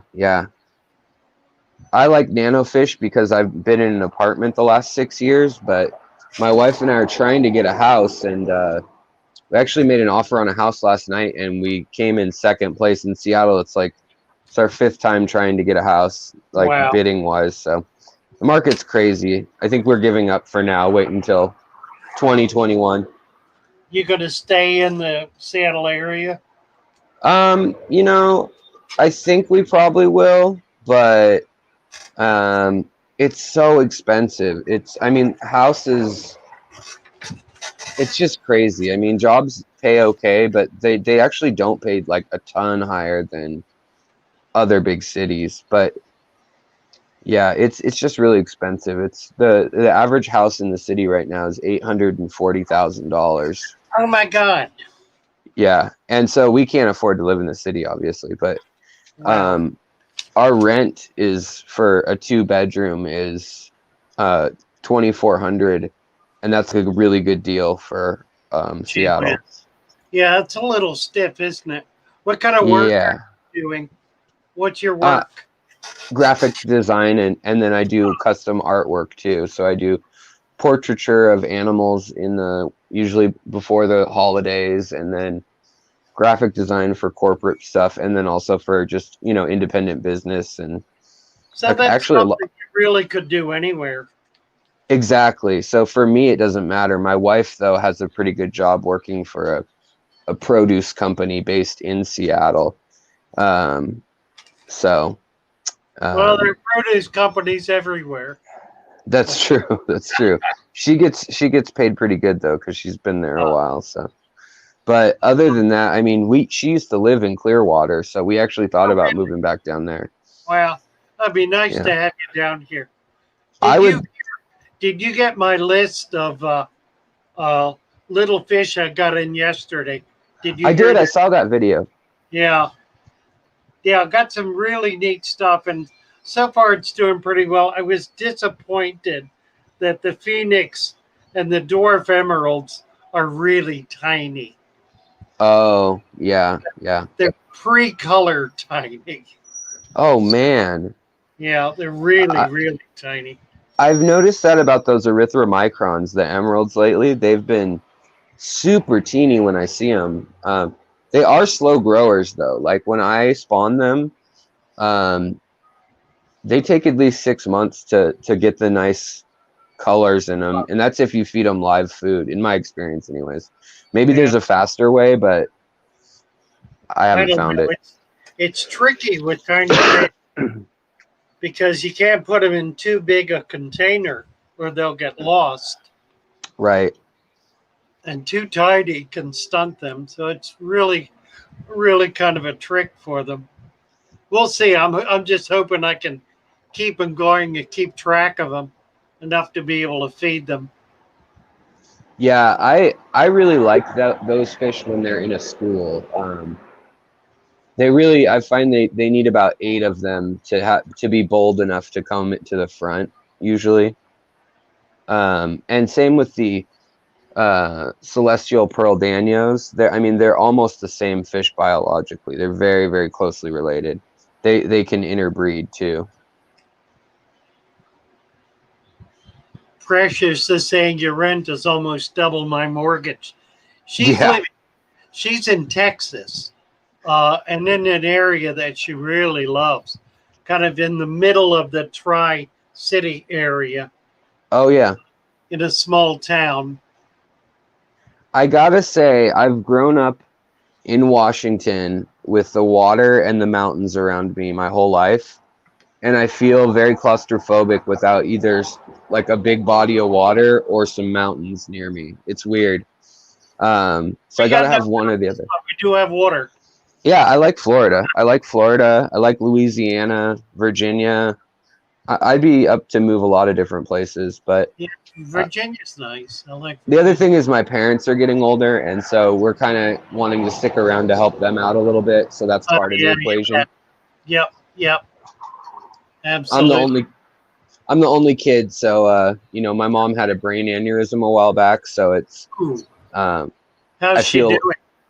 she's up and her, you know, getting around again. She had to relearn everything. It's almost been a decade, but she's still just there's a lot of long-term effects from what happened. So you know, she needs help, and my dad could help her for a long time, but now he's getting a little older and can't, you know, like just stuff around the house that they could use a hand with.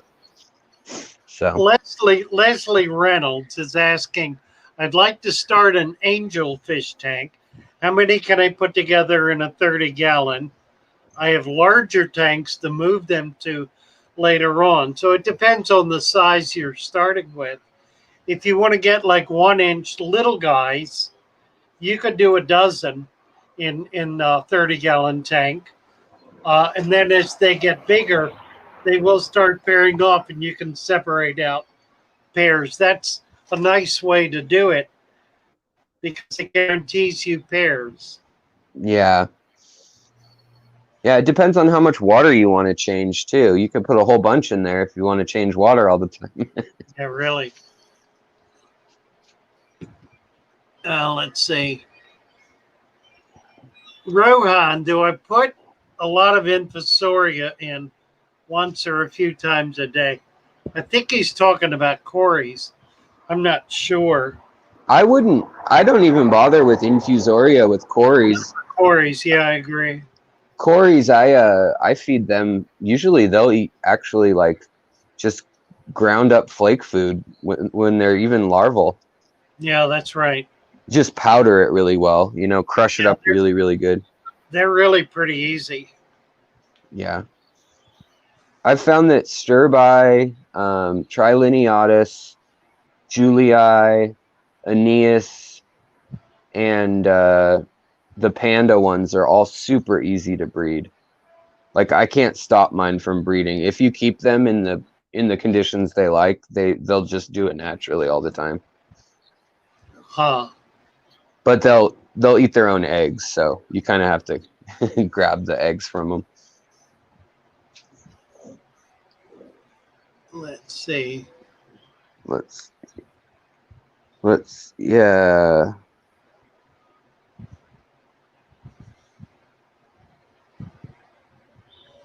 Did Lee have a question that we missed at some point? I was curious. I don't think so. Okay. Had simply an outrageous observation about something.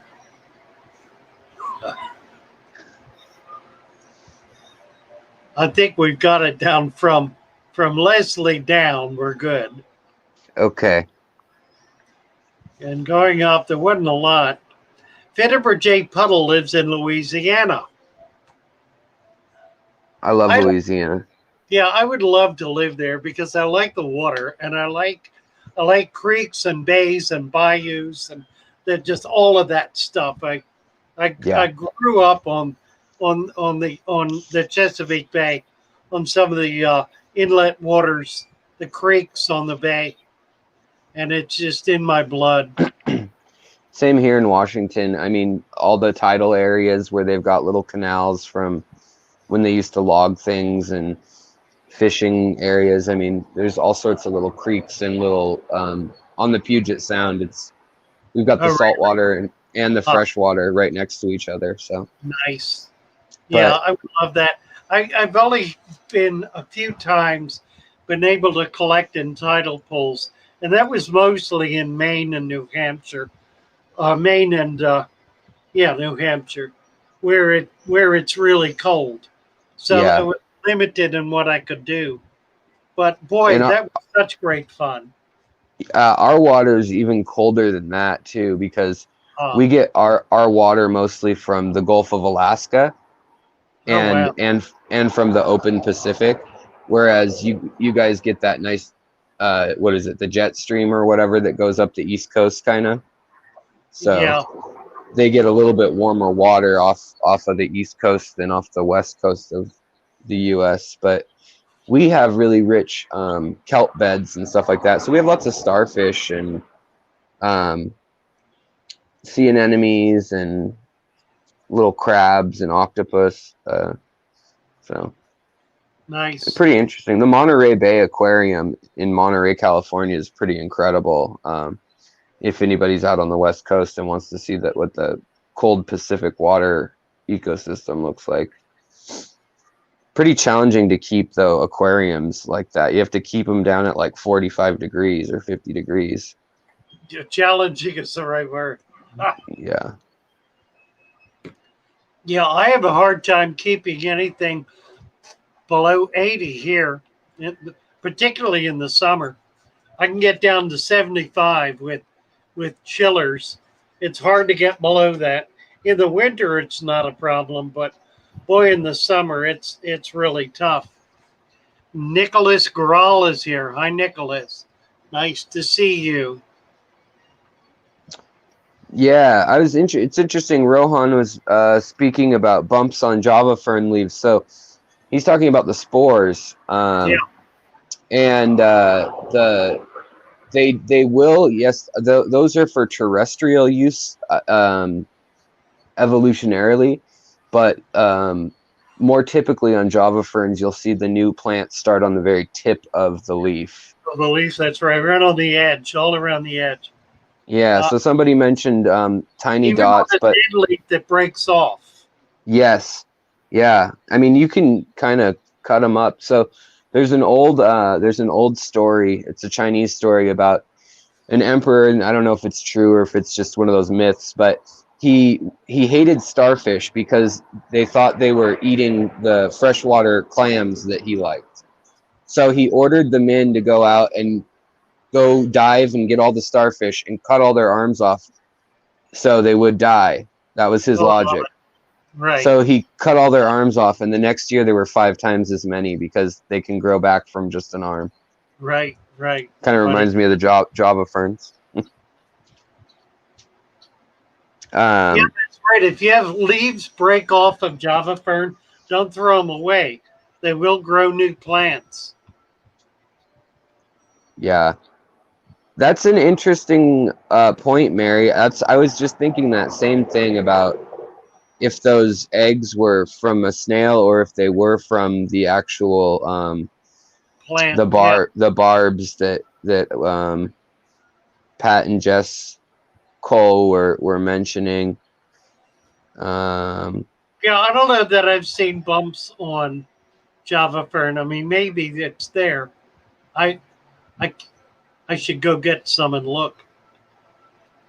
Obviously, seed spores occur on ferns, yes. Mm-hmm. and that would be bumps. I don't know that I've seen that on Java. I don't know. It's there if it was grown submerged, or I mean immersed. If it's grown in the air. Yeah, I probably got some right now that has bumps on it. Actually, I grew some not long ago. Let me check my aquarium real quick. Let's see here. Of course, I dropped the. Nicholas talking of Bacopa.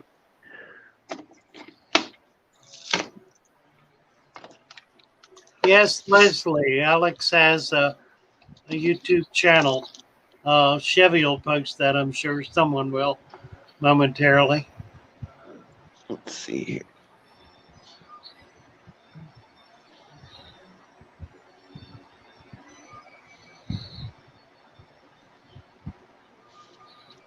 Clear bumps, he's saying. That sounds like eggs to me. That sounds like eggs, yeah.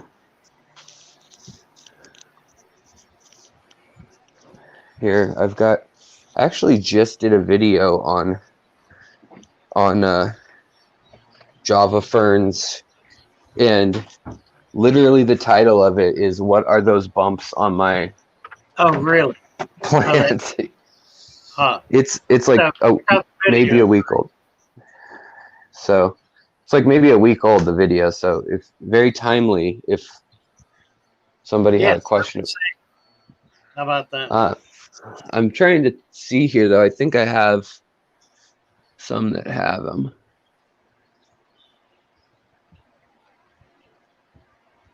Nicholas found a pond snail. I do not like pond snails. Somebody was on yesterday going on about how much they like pond snails. And we're looking Boo. at the tanks here.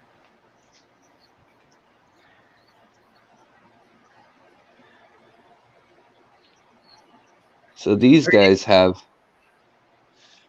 this fern was grown out of water and is now underwater. Oh, yeah. See, the end is sprouting, but there are spore spots on it. There's the dots. Yeah, I see them. Yep. Huh. And that's Thor's hammer is the variety of.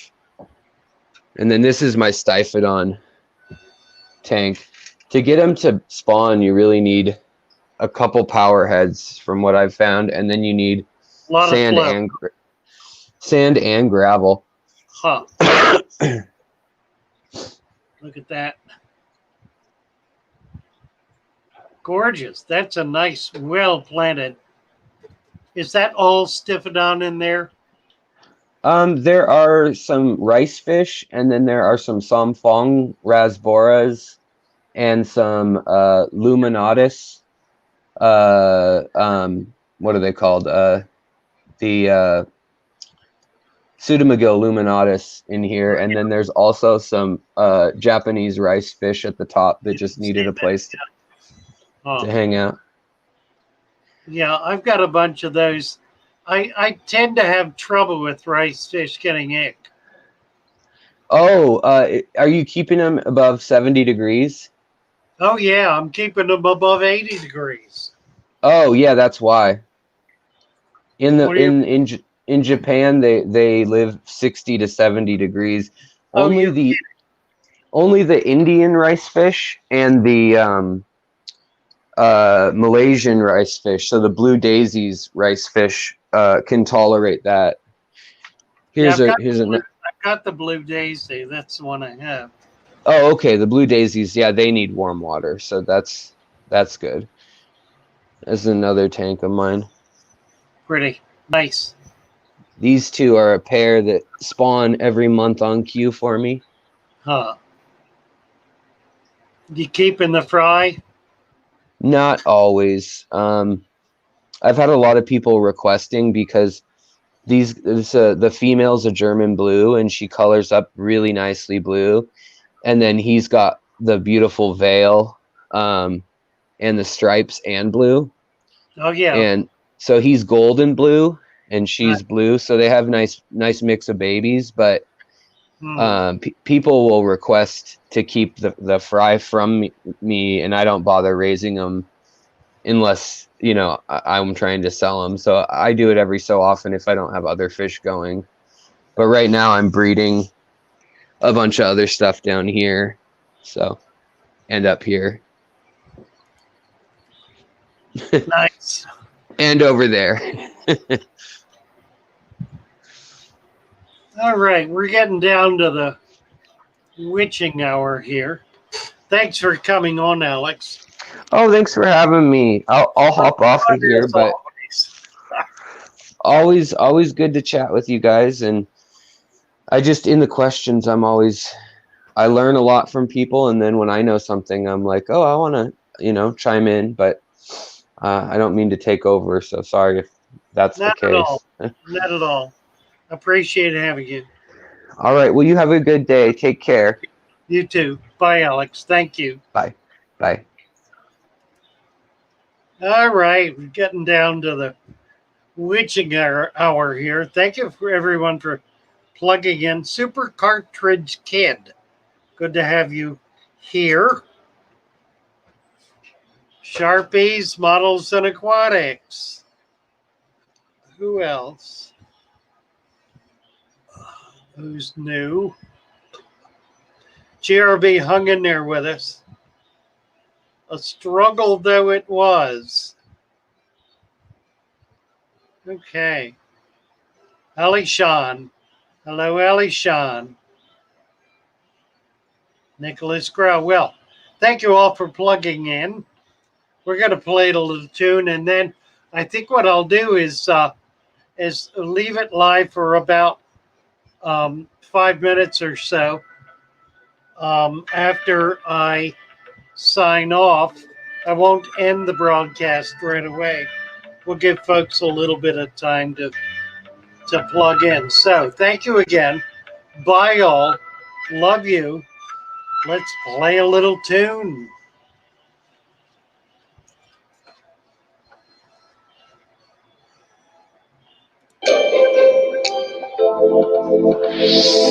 One place to go to if you have Vic, your fish may itch or even flash. So Father Fish is your one-stop cap. Cap it all with an inch of sand. Cap it all with an inch of sand. Raise the temperature with a helping hand. And add some garlic on top of that sand. The heat will go, your plants will grow, and all of your fish will have a happy home. Father Fish, so Father Fish, your one-stop wonder if you keep fish. Starring Sir Father Fish and all his followers on the Father Fish channel. Over to you, Sir Father Fish.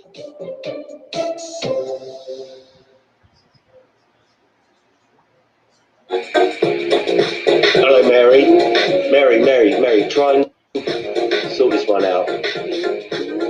I just saw it. Let's talk about fish, baby. Let's talk about you and me. Let's talk about all the good things and the bad things that may be. Let's talk about fish.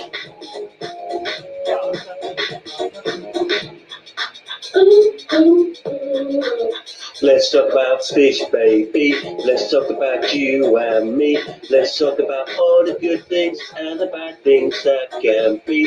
Let's talk about fish. Fish. Let's talk about fish. Let's talk about fish.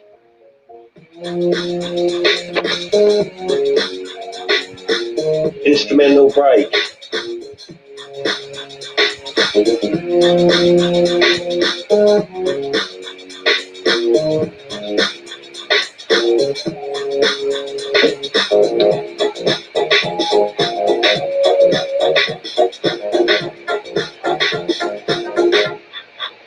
Let's talk about fish, baby. Let's talk about you and me. Let's talk about all the good things and the bad things that may be.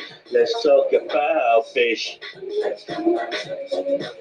Let's talk about fish. Fish. Fish. Let's talk about you and me. Let's talk about all the good things and the bad things that may be. Let's talk about fish. Let's talk about fish. Fish. I think that one will do. I'll play it back and I'll see what I think. I think it's probably the nuts. And that'll be the one. And you can play around with all of it and decide what you want to do in your production stream for Sir Father Fish.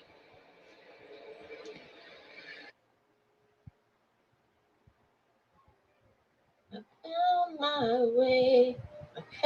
my way to Father Fish. He comes on in the morning every day. Add some soil, cap it with sand, then add plants. He will help you do it the right way.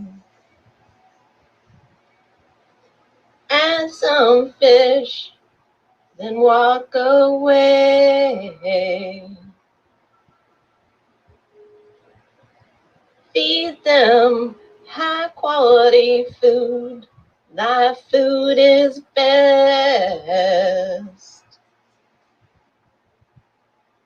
Keep it dirted, keep it all natural. I found my way back to Father Fish. Bye, y'all. When I find myself in times of tank trouble, Father Fish, he comforts me, speaking words of wisdom, let it be. And in my time of darkness, he is streaming right in front of me, speaking words of wisdom, let it be. Let it be, let it be, add some sand and let it be. Father's words of wisdom, let it be. When all the broken-hearted fish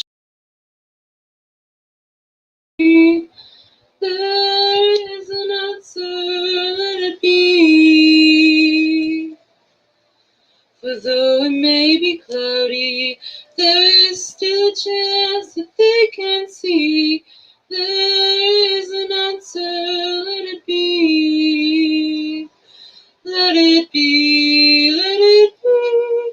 Add some sand and let it be. There is an answer, let it be. Let it be, let it be. Add some sand and let it be. For there's words of wisdom, let it be. Thank you all for being here. Great day. See you in the morning.